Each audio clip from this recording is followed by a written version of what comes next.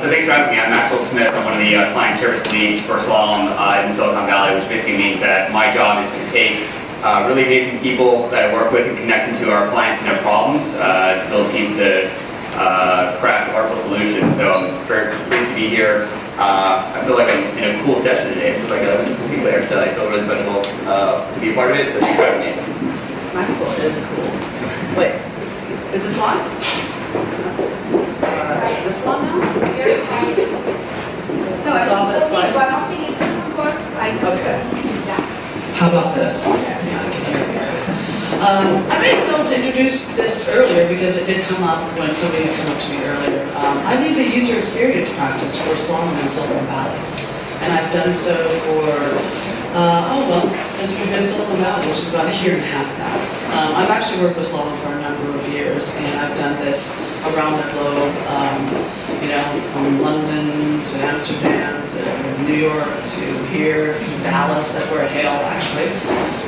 So I'm really proud to be here today and just be a part of the panelists. We have a lot of good, information to share, so feel free to ask whatever the questions are related to information architecture, UX, client services, and just doing great work. Thanks, Thu-Ha. Hi, my name is Reisman. I'm in Slalom's San Francisco office. We've got an office here in the city, we have an office down in Silicon Valley. And we sort of work between both. We do that because we want to be closer to our clients. And that's really the best way to serve, to provide our services. I'm in the technology enablement practice. So that's really about identifying the right technology solution, right? We build great front-end tools for our clients, but in terms of identifying the right tools and technology on the back end, that's the group that I'm in, connecting the technologies and the tools with the people to really, create good, powerful business tools and solutions. I'm excited to be here. I was just going to say, we were wondering how do we open this up to the panel's discussion? And really, it was around the thought of what is keeping you up at night?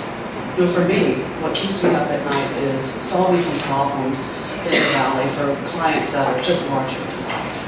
When you walk into the Apples, the VMwares, the HPs, the Stanfords, the Teslas of the world, how do you do that? How do you get their information, which is so valuable, and then drive those stakeholders to agree, for one, and then how do you make a product out of that that's delightful for that user, no matter if it's internal or external? So those problems keep me up at night. I have a client, CBRE Global Investors. Hi, Anya, if you're watching. She's in Amsterdam right now. And they brought us on because they had two stakeholders from two different countries that could not agree on anything. But it was so pivotal to build this solution for their organization. So what we did is we got this on it. We had one in LA, we had one in Amsterdam, and we said, okay, we're going to get into a room, we're going to be human, and we're going to level the playing field. It doesn't matter if you don't want to work with this person or if your idea is different in this region, because believe it or not, Europe doesn't care about HR benefits, but the US does, right? And that was one of the silly little things that became a crux in this problem. So what we did is we got everybody into a room, and in doing that, that relationship is now 2.5 years strong. And it keeps getting stronger every single day. And those are the types of problems that keep me up at night. How do I get different personality types to share the relevant information that I need at the right time that I need to receive it? Yeah, so for me, a lot of what I think about, I guess what I worry about sometimes when I'm thinking about information architecture and the work that we do is perceptions of value. So, we're not cheap consultants, we're expensive. So when people hire us, they're spending a lot of money on the services and solutions that we're building and designing for them. And there are probably many people in the industry who are also consulting who, you charge a rate that's commensurate with your own experience and the value you deliver. I feel a weighty sense of obligation that we have to be very good stewards of the dollars that are spent on us and our services, and not just for our clients, but for shareholders as well. And I think that, particularly as we deal with large organizations here in Silicon Valley that are global in nature, different kinds of people emphasize different aspects of solutions in different ways, and they derive value from what we do in different ways. And so being able, similar contract to what Thu was talking about, not just around alignment of like what's the answer, but also like how do we help people understand and tap into the value of what we're building and delivering. Because if there's ever a question of the value of what was delivered, then we we appear to be wasteful, and I don't want to be known as being wasteful. I think there's a history of consulting around that kind of what gives us a bad name, and it gets from waste. So for me, I'm constantly thinking about how do we drive greater value, information, data, connectivity, helping people to realize something. I love your example about exploration and discovery, because people ask questions, like I love that concept. And so to me, these are things I think about kind of like late at night before I go to sleep, and then wake up the next morning and get some espresso and go get it again. So, but yeah, that's for me. Yeah, when it comes to providing value, it's also it's the tangible things and it's the intangible things, right? Our clients are looking to us to help them make decisions, and to land in a new company where you've only been for 2 or 3 days and help them make decisions is like, why are you asking me to help you make decisions? It's your business. But that's what they look to us for. Give them the right information, present the right decisions in the correct way, and ultimately even to present the ultimate recommendation and wait for them to accept it. I mean, that's a hard challenge, and it puts a lot of responsibility on us because we own that decision. So after you make the decision, it goes well, right? But that's the second thing that we do. What's keeping you guys up? Anybody? Nobody is up at night. I cannot believe that. I'll go. So I am. Hello? Okay. What's your name? My name's Brittany. Hi. So I'm brand new into this idea of user experience, and I'm trying to learn as much as I can. I came from a fine art background, which I'm sure there are connections, but I find that it's very different. So what keeps me up at night is how does a beginner fall into this? I mean, I can go to things like this, I can try to connect, but I feel like there's so much more that one can do. And do you have any advice? Anything really.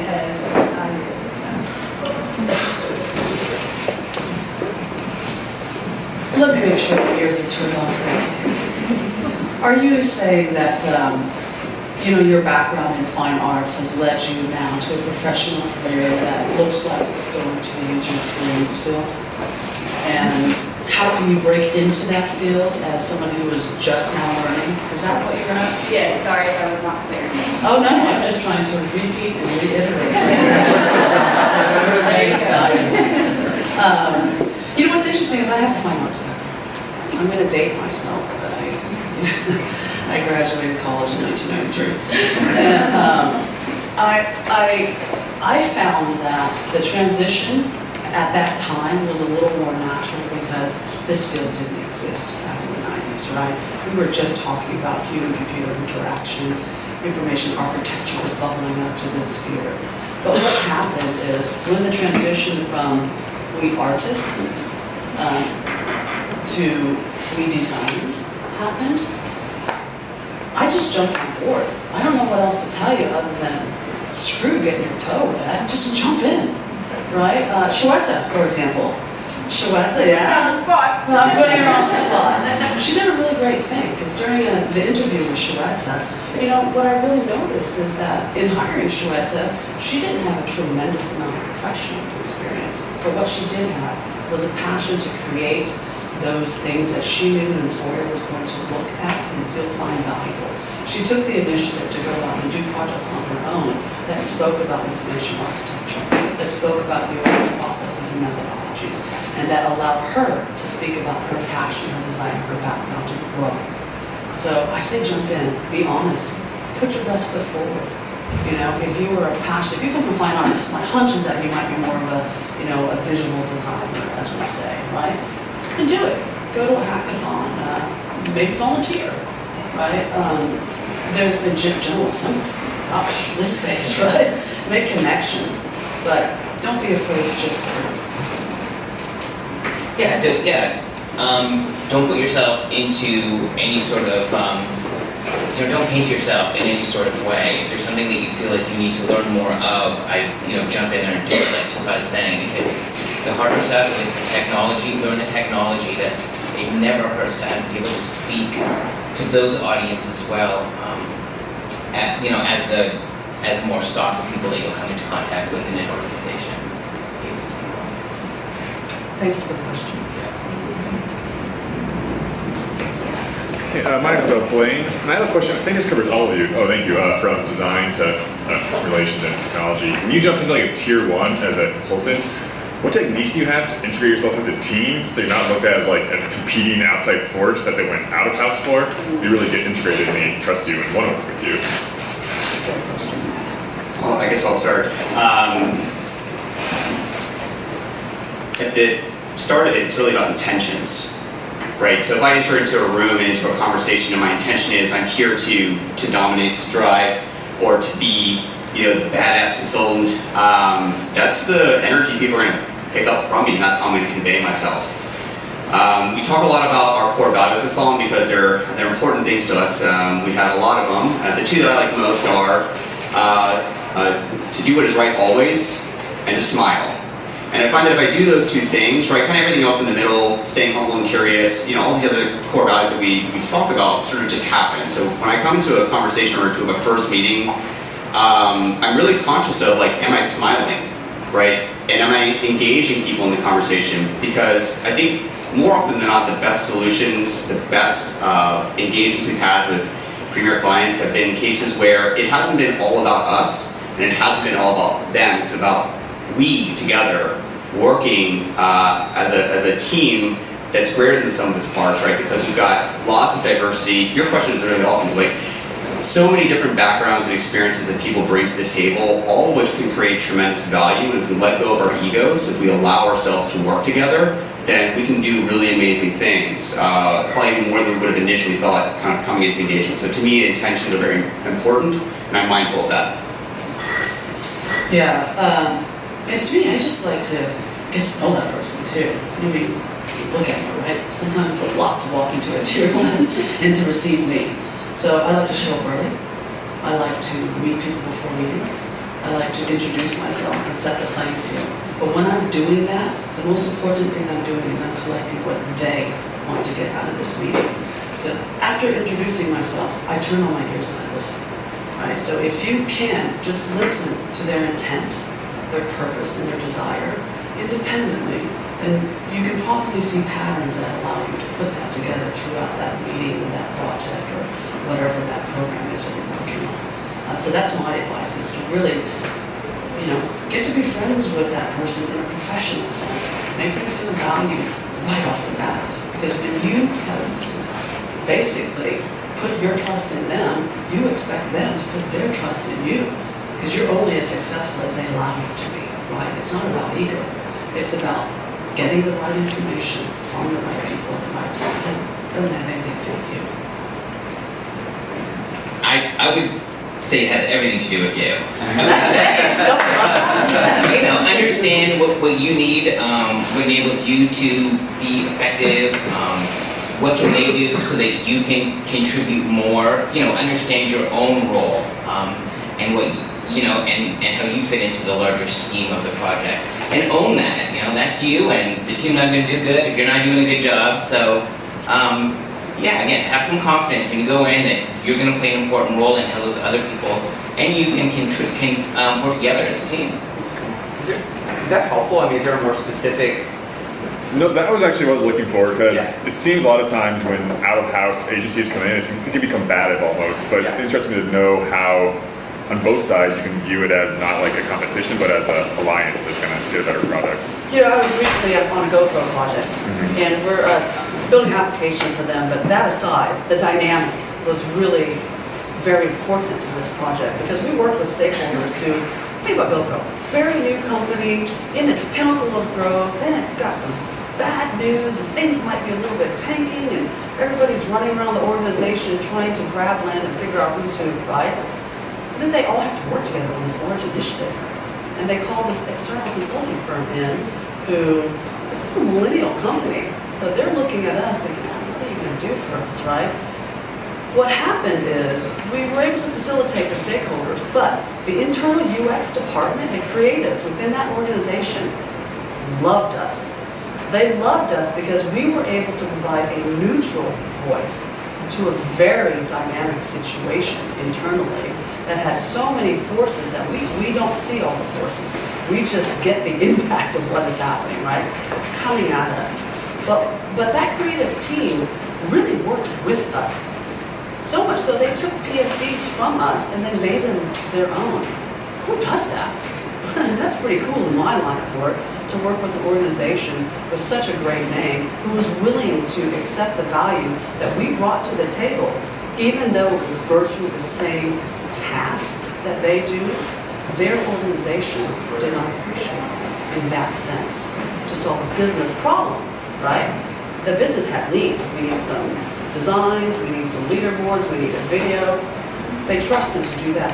But to solve business critical problems, I've often found that coming in as a neutral third party and as a consultant has been very valuable. Yeah.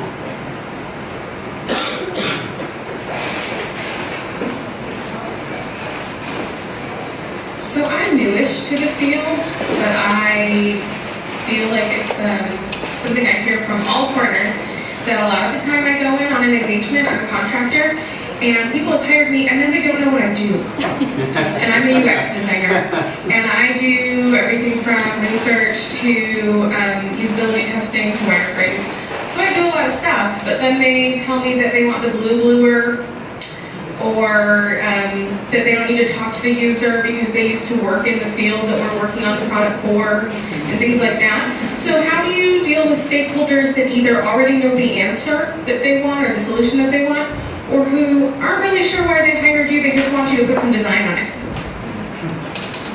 If my first slide was up there, I'd cross out the word guide and I'd put the word drive back up. Can you use the mic? Yeah, sure. You know, you sound like a magical unicorn. And UX is one of those fields that I have found, as it grows up, it's starting to divide itself. In fact, we're now seeing product management as kind of UX-y, right?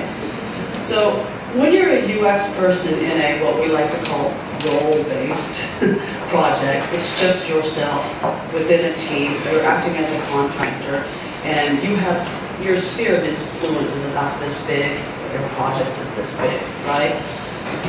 You know, education. It's not about the blue or blue necessarily, but sometimes it's about explaining why is that color blue. Maybe pull out the Pantone Guide to Color and give them a scientific reason to why men choose blue, right? For me, design is design, and it can sometimes be nebulous and intangible. But when I put some proof in the pudding, then I start to elevate not only my conversation, but my game. So I like to think of design as very strategic. And I also communicate it to my clients as a very strategic endeavor. And it's never about the pixels, because the pretty pixels are the end product. But how the heck did we get there? Right, people? We have to have users, we have to have conversations, we have to have research, and we have to have the placement and context of our content. So I would just educate them, right? Know why you did something, and then tell that person why. Because oftentimes, you'll find that your mental model, your mental reasoning for putting that line there, or this shape there, or whatever it is, right? The hierarchy of information.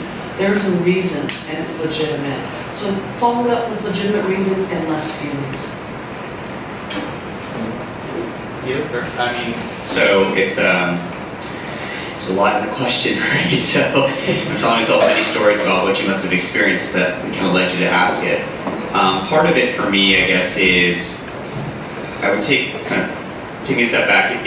If you're being hired in to do some work, and after you get on the ground, people aren't sure why exactly you're there, then I think it's a little bit of education that you have to do to help people understand where do you fit into the greater whole, right? Help them understand how to take advantage of your skills and your talents and your expertise in the best way. Coach them to the position that you want them to perceive you in, right?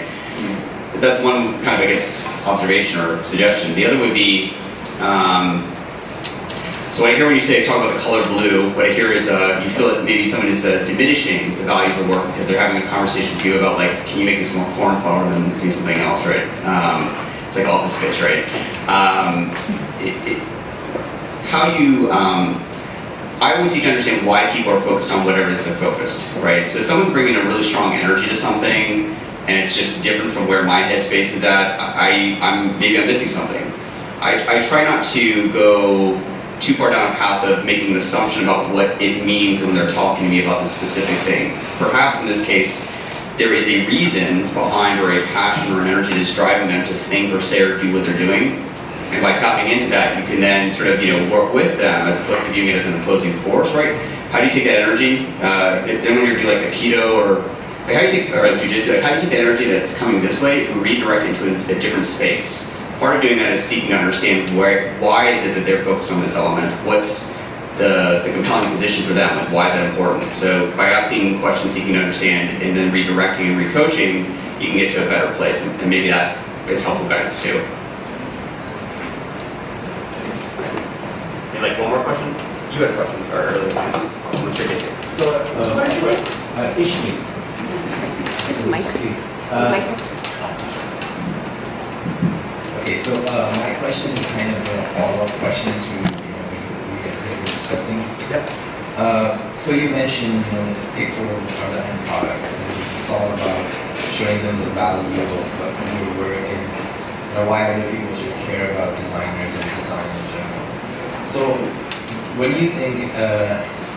So, what are the means of communication that have worked for you?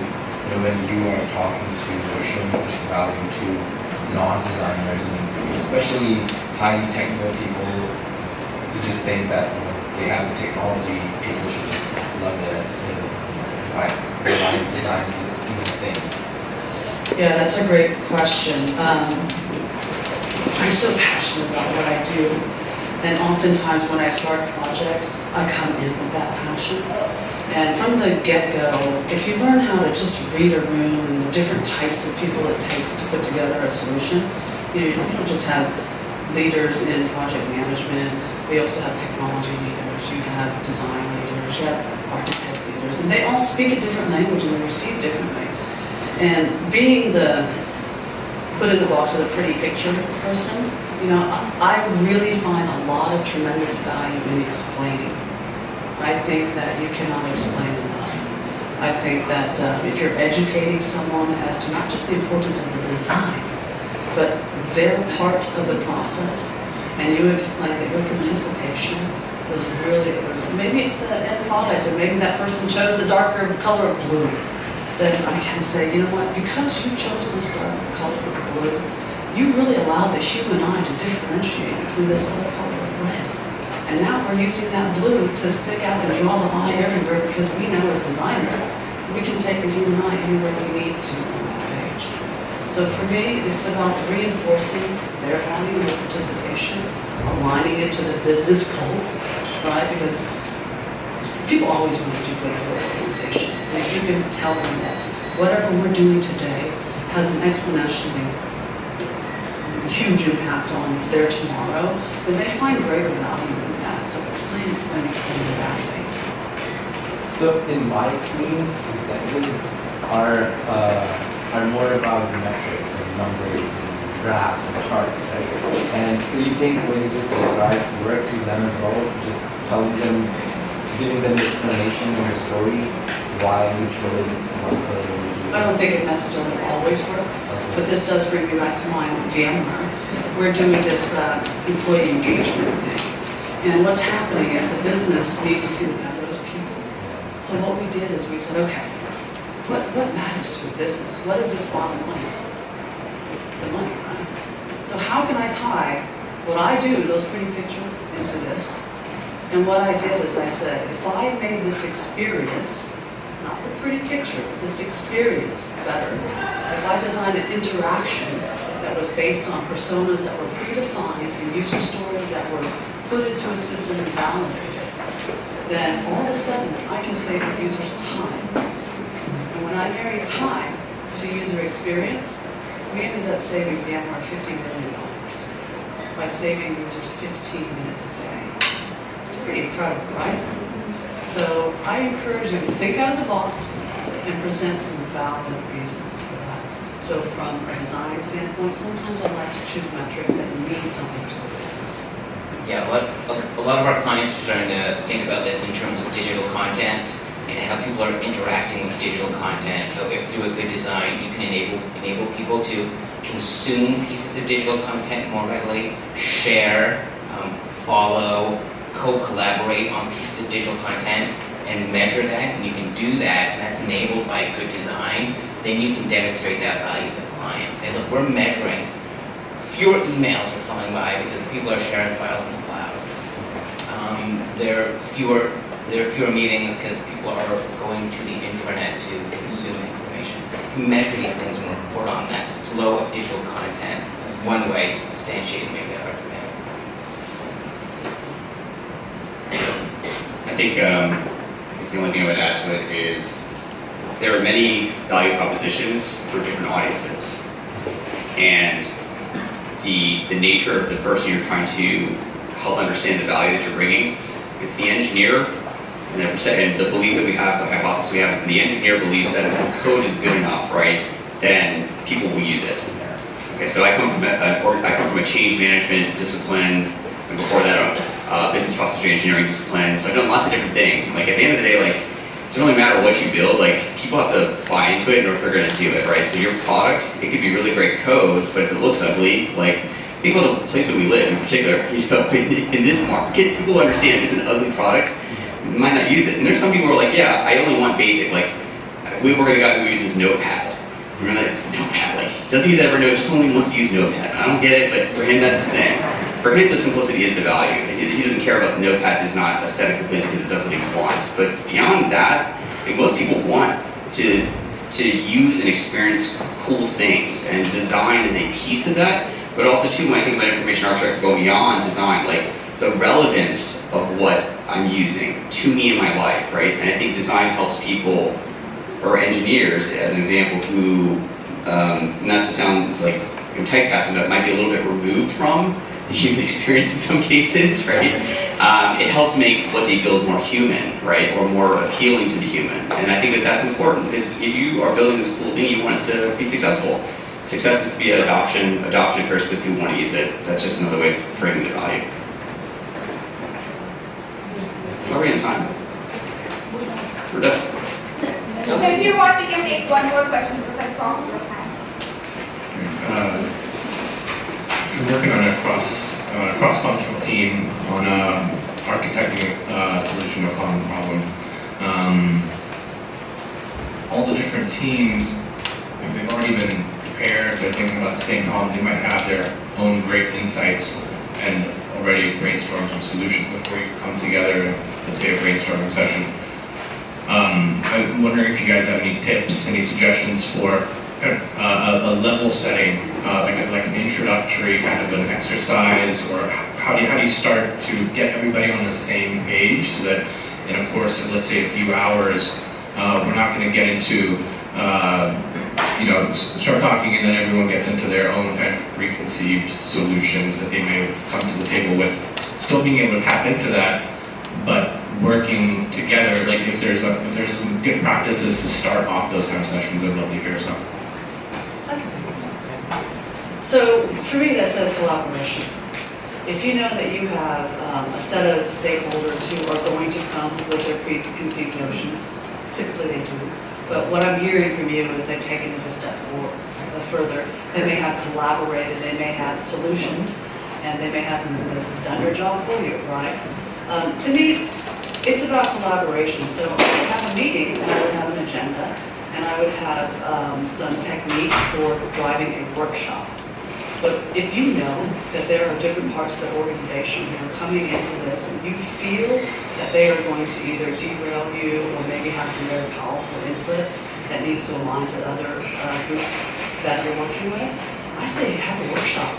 Get your big sticky pads up there and force everybody to stand up, get engaged, write their answers on sticky notes, break them up into teams, and break them up into teams of individuals that don't necessarily work together, and then have those people present back to the room so that now it's not about the hippo in the room, or it's not about that one organization that may own or be the purse string holder for this project, but if you can have an exercise that allows everyone to collaborate and then present back that information to the larger group without having, say, one person do it, then I find a lot of value in that. And now you have also done something for the organization, which is facilitated a collaborative effort, and these people are now working with people they haven't before worked with, and they're gaining insight that they may not have had before. And that's a very powerful place for you to be, especially as a designer or architect of information.